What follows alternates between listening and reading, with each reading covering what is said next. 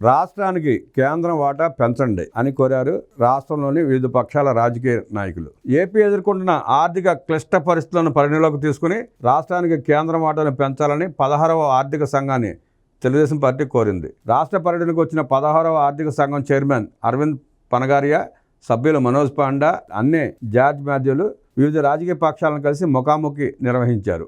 ఆ కార్యక్రమంలో తెలుగుదేశం పార్టీ ప్రతినిధులు, ఎమ్మెల్సీ, ప్రభుత్వ విప్ వి చిరంజీవిరావు, మాజీ ఎమ్మెల్సీ పి అశోక్ బాబులు మాట్లాడారు. 15వ ఆర్థిక సంఘం రాష్ట్రానికి నిధులు కేటాయించడంలో రాష్ట్ర రెవెన్యూ లోటును పరిగణలోకి తీసుకుందని గుర్తు చేస్తూ 16వ ఆర్థిక సంఘం సైతం రెవెన్యూ లోటును పరిగణలోకి తీసుకోవాలని కోరారు. అలాగే రాష్ట్రంలోని ఆర్థిక క్లిష్ట పరిస్థితులను దృష్టిలో ఉంచుకుని కేంద్రం కేటాయింపుల వాటాను పెంచాలన్నారు. విద్య, ఆరోగ్య రంగాలకు సెక్టార్ల వారీగా గ్రాంట్స్ ను అందివ్వాలన్నారు. దేశంలో రాజధాని లేని రాష్ట్రం ఏపీ అనే విషయం గుర్తుంచుకుని పాపులేషన్ లెక్కలను కూడా 1971 జనాభా లెక్కల ప్రకారంగా సిఫార్సులుంటే రాష్ట్రానికి మంచి జరుగుతుందన్నారు. పాపులేషన్ గ్రోత్ రేట్ ఆధారంగా నిధులు పంపకాలు ఉండాలన్నారు. రాష్ట్రానికి కేంద్ర ప్రభుత్వ వాటా పెంచాలని విజ్ఞప్తి చేస్తూ రాష్ట్రంలో వెనకబడి ఉన్న ప్రాంతాలకు నిధులు పెంచాలన్నారు. అదేవిధంగా రాష్ట్రంలో వివిధ ప్రాంతాలకు నిధులు పెంచాల్సిన అవసరం ఉందన్నారు.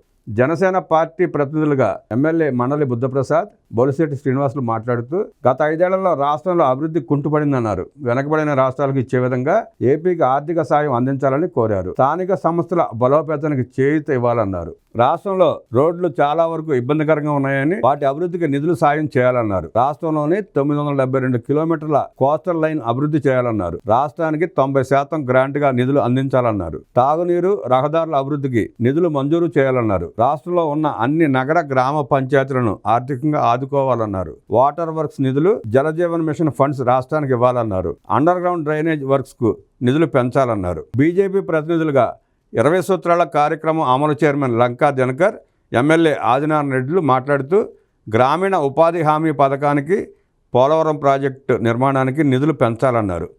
14వ ఫైనాన్స్ కమిషన్ ఇచ్చిన నిధుల కన్నా 15వ ఫైనాన్స్ కమిషన్ ఇచ్చిన నిధులు తక్కువగా ఉన్నాయని, అవి ఎందుకు తగ్గుతున్నాయో పరిశీలించి సరిచేయాలన్నారు. రాష్ట్రానికి ఉన్న తీర ప్రాంతం ద్వారా ఆర్థికంగా, పారిశ్రామికంగా అభివృద్ధి సాధించవచ్చని, రాష్ట్రంలో రంగాల వారీగా నిధులు పెంచాలని కోరారు. ప్రకాశం జిల్లాలో ఫ్లోరైడ్ ఉన్న ప్రాంతాల్లో నిధులు పెంచాలని, న్యాచురల్ ఫార్మింగ్ కు రాష్ట్రంలో ప్రాముఖ్యత పెరుగుతుందని ప్రాధాన్యత కల్పించాలన్నారు. రోడ్లకు ఫండింగ్ ఇవ్వాలని, రాష్ట్రంలో తెల్ల రేషన్ కార్డులను పెంచాల్సిన అవసరం ఉందన్నారు. అదేవిధంగా ఇళ్ల నిర్మాణం ఉన్న ప్రాంతాల్లో మౌలిక సదుపాయాలు కల్పించాలని కోరారు. సిపిఎం నేతలు వెంకటేశ్వరరావు, బాబురావులు మాట్లాడుతూ ఏపీకి స్పెషల్ స్టేటస్ ఇవ్వాలని కోరారు. పోలవరం ప్రాజెక్టును కేంద్రం నిధులతోనే నిర్మాణం పూర్తి చేయాలన్నారు. విశాఖ స్టీల్ ప్లాంట్ ప్రైవేటీకరణ నిలుపుదల చేసి అభివృద్ధికి చేయూతను అందించాలన్నారు. బుందేల్ఖండ్ తరహాలో వెనకబడిన రాయలసీమ ప్రాంతానికి ప్రత్యేక నిధులు కేటాయించాలన్నారు. రాష్ట్రాలకు కేంద్రం ఇచ్చిన రుణాలు పెరిగిపోతున్నాయని, వాటిని మాఫీ చేయాలని కోరారు. కాంగ్రెస్ పార్టీ ప్రతినిధులుగా మాజీ ఎమ్మెల్యే షేక్ మస్తాన్ వలి, రాష్ట్ర అధికార ప్రతినిధి నారపరెడ్డి కిరణ్ కుమార్ రెడ్డిలు మాట్లాడుతూ